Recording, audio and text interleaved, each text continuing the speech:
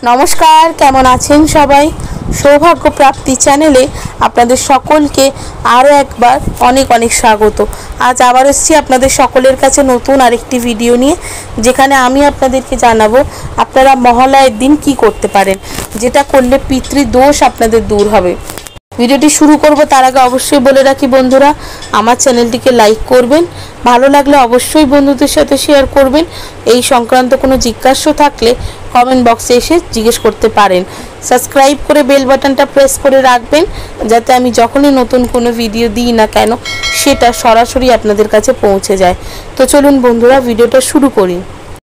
মহালয়ের দিন পিতৃপুরুষদের উৎসর্গ করে অনেকেই অনেক কিছু করেন। যারা তর্পণ করবেন পিতৃপুরুষদের উদ্দেশ্যে, বাবা মায়ের উদ্দেশ্যে কিংবা আত্মীয় স্বজনের উদ্দেশ্যে যারা তর্পণ করবেন, তারা ছাড়া কেউ যেন গঙ্গা স্নান না করে। আর এই দিন অর্থাৎ মহালয়ের দিন তর্পণ করার পরে কিংবা আগে গঙ্গা থেকে জল বাড়িতে আনবেন না।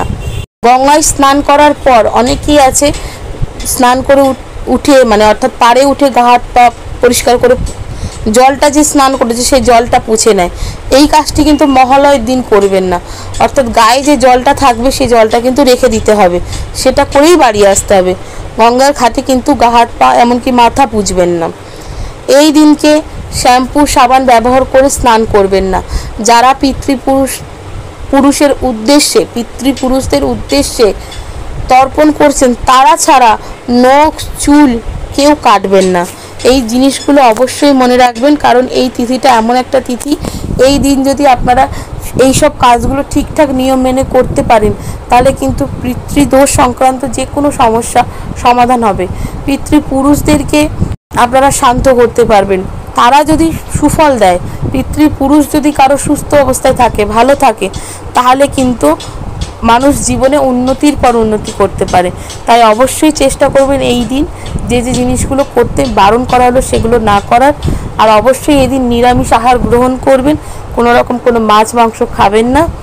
আর কালো তিল যেটা আছে, সেই কালো তিল জলে দিয়ে এই দিন স্নান করবেন, অনেক অংশে আপনারা উপকৃত হবেন।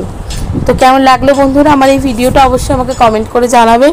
সুস্থ থাকবেন, ভালো থাকবেন, দেখা হবে নতুন আরেকটি ভিডিওতে।